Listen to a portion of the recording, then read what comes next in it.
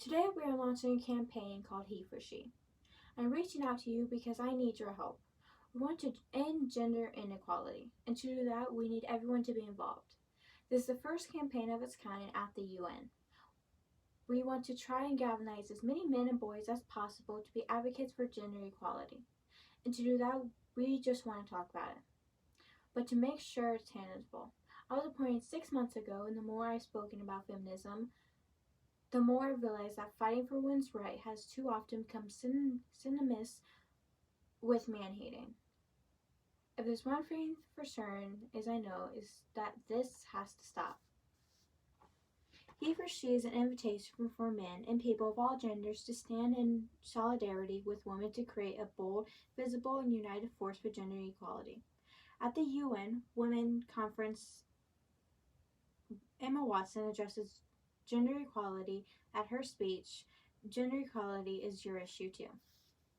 For the record, feminism by definition is the belief that men and women should have equal rights and opportunities. It is theory of the political, economic, and social equality of the sexes. I started questioning gender-based assumptions when I was 8. I was confused at being called bossy because I wanted to direct the plays that we put on. When at 14, I started being sexualized by certain elements of the press. When at 15, my girlfriends started dropping out of their sports teams because they didn't want to appear muscly. When at 18, my male friends were unable to express their feelings.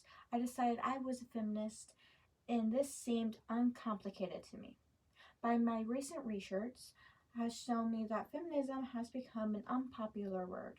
Apparently, I'm among the ranks of women whose expressions are seen as too strong, too aggressive, isolating, anti-men, and unattractive. Why is the word such an uncomfortable one? I am from Britain. I think it is that as a woman I am paid the same as my male counterparts. I think it is the right that I should be able to make decisions about my own body. I think it is right that women be involved on my behalf in the policies and decision making of my country. I think it is right that socially I am afforded the same respect as men. But sadly, I can say that there is no one in the country, in the world, where all women can expect to receive these rights. No country in the world can yet say they have achieved gender equality. These rights I consider to be human rights, but I am one of the lucky ones. My life is sheer privilege because my parents don't love me as less because I was born a daughter. My school did not limit me because I was a girl. My mentors don't assume I would go less far because I might give birth to a child one day. These influencers were the gender equality ambassadors that made me who I am today. They may not know it, but they are the innovative feminists who are changing the world today, and we need to see more of those. And if you still hate the word, it's not the word that is important, but the idea and the ambition behind it. Because not all women have been afforded the same rights as I have. In fact, statistically, very few have been. In 1995, Hillary Clinton made a famous speech in Beijing about women's rights. Sadly, many of these things she wanted to change are still reality today.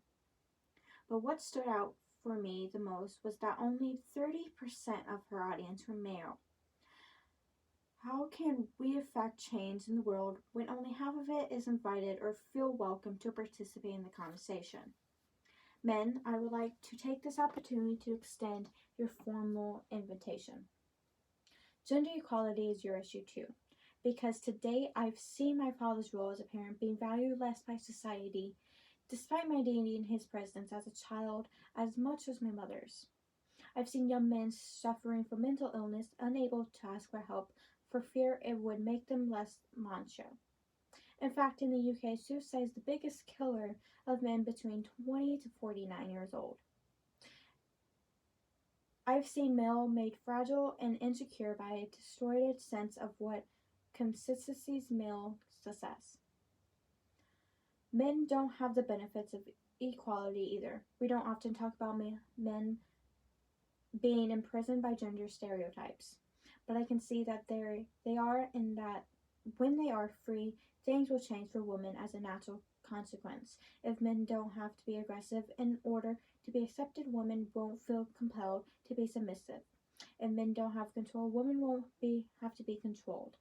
Both men and women should feel free to be sensitive. Both men and women should feel to be strong.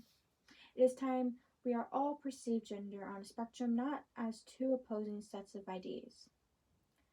If we stop defining each other by what we are not, and start defining each other by what we are, we can all be freer, and this is what he for she is about.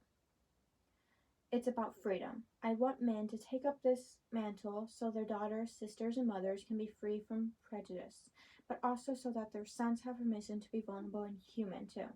We claim those rights of themselves. They are banded, and in doing so, be a more true and complete versions of themselves. In my nervousness for this speech and in my moments of doubt, I've told myself firmly, if not me, who? If not now, when? If you have similar doubts when opportunities are presented to you, I hope these words might be helpful. Because the reality is that if we do nothing, it will take 75 years or more, or nearly 100, before women can expect to be paid the same as men in the same week. 15.5 million girls will be married in the next 16 years as children. And at current rates, it won't be until 2086 before all rural African girls will be able to receive a secondary education. If you believe in equality, you might be one of those inadvertent feminists I spoke of earlier. And for this, I applaud you. We are struggling for a united word, but the good news is we have a uniting movement. It is called He for She. I am inviting you to step forward and to be seen, to speak up to the he for she, and ask yourself, if not me, who? If not now, when? Thank you.